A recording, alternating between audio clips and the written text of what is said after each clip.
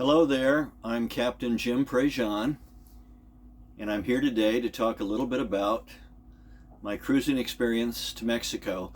And my objective in these videos is to kind of walk you through the trip so you can see what I experienced and what I saw as I did it, so you get a real feel for what it's like to cruise.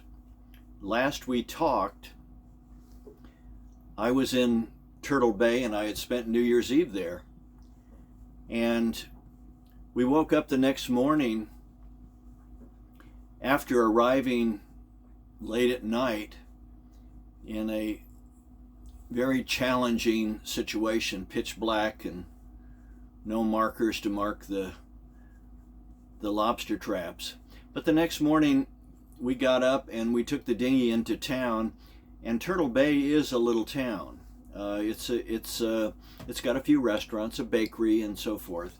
So we went and we found a little place and we got breakfast. And after we had breakfast, and it was a good breakfast, Mexican breakfast, we went to the bakery and we got some fresh bread and some fresh tortillas, and just walked around a little bit. Later that day, we headed out. And we were heading for Magdalena Bay, and that's an area where there's a lot of dolphins and whales go there to give birth to their young and hang out. So we were looking forward to that. We took off, and it was really pretty uneventful. The wind was blowing about 20-25 knots in the right direction. And we set sail, and I basically didn't have to touch the sails until we were arriving in Mag Bay. So it was very pleasant. It took us a couple of days. We arrived in Mag Bay, and when we arrived, we were the only ones in Mag Bay, which was kind of cool. So we dropped anchor and put the dinghy out and headed for shore. And we brought a blanket along, and what we were going to do is just hang out on the beach for a little while and just kind of explore the little village of Mag Bay. One of the things that really struck me, and I thought it was really cool, was that the fishermen were all working right on the shore, and what they were doing is they were sort of driving fish into their nets. Now this is where they could stand in the water.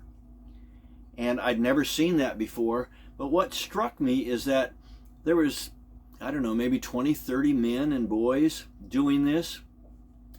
And they were all laughing, happy. They lived in a village where all of the little huts had dirt floors. And there were really no roads going in. The only way you could get there was by boat. And these people were very, very happy people, even though they had very little in the way of material things. So we watched them driving the fish into the nets, and it was pretty interesting. Then we decided to walk into town, and when we got into town, which was, like 100 yards away, this little boy walked up to me, and he was holding a lobster. Now the lobster was obviously dead. It was just hanging there. And he asked me if I wanted to buy some lobsters, and I said, well, I am interested in buying lobsters, but I don't want dead ones. And he, in broken English, told me that it wasn't dead, it was just asleep. And I said, well, I don't want any sleeping lobsters either. So he then left, and we started walking, and what I enjoyed doing when I went to these little towns along the way is they almost always had a little church. And this one had a little church that they had built. It probably was big enough to hold, I don't know, maybe 20, 30 people, but all decorated inside with Mexican kinds of decorations. And it was just a really, really cool looking little church. And as soon as you walked in, you felt like you were in church. So we stayed there for a couple of minutes, said a few prayers, and then headed out. And we were heading to to the beach, which was, I don't know, maybe 100 yards away, and we were just going to hang out at the beach for a while. So we went to the beach and we sat down, put our blanket out, and I had Chuck and Patsy, my two crew members, with me. And we were sitting on the beach, and then a group of young Mexican boys and girls walked toward us, and they were, I would guess, somewhere between 14 and 15, most of them. And they had, two of the boys had machetes, which made us pretty uncomfortable. They walked right up and sat on our blanket. And the boys were wearing white jockey shorts. That was their swimming suit. And the girls were wearing just sort of fairly long cotton dresses. And that's what they swam in. The boys swam in their jockey shorts and the girls swam in their dresses. But they sat there and they were extremely friendly, nice kids. And we talked to them for about a half hour, 45 minutes. And then I asked one of the boys, I told him I wanted to get some fresh tortillas. Was there some place I could get that? And he said, well, I'll take you to my mother. I think she'll make some for you. So I followed him. We went to their little cottage, whatever you'd like to call it. It's a tiny little place with dirt floors. Absolutely immaculate, though.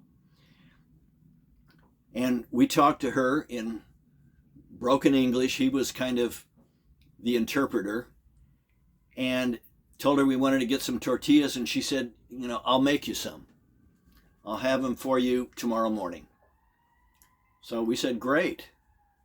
And we then headed back to the boat. And one of the things I'd been told before I went cruising is bring some things for trading. Hats, whiskey, cigarettes. So that's what I had along, hat, whiskey, and cigarettes. So when we went back into town the next morning, I had brought some things with me in a bag.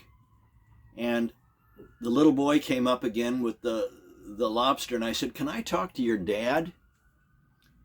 And he said, see. So a few minutes later, he brought his dad over, and I told his dad that we wanted to buy lobsters, and I had some things that I'd like to trade. And I told him what I had. And when I told him whiskey, he lit up.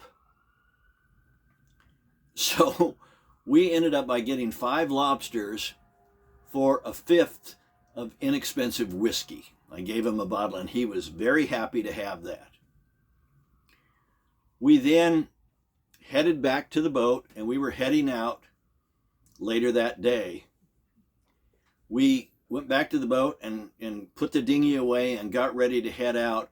Before we were ready to head out, another boat arrived in Mag Bay, and it was probably, I'm guessing, 52 feet sailboat, but all its sails were shredded. It had obviously been through some tough weather, and we were heading out, and it was hard to get accurate weather forecasts at that point. But what we had gotten on the single sideband said there was a storm coming, but it wasn't supposed to hit until that evening. So I thought, okay, if we head out now, we should be able to be ahead of it. Unfortunately, that was not the case.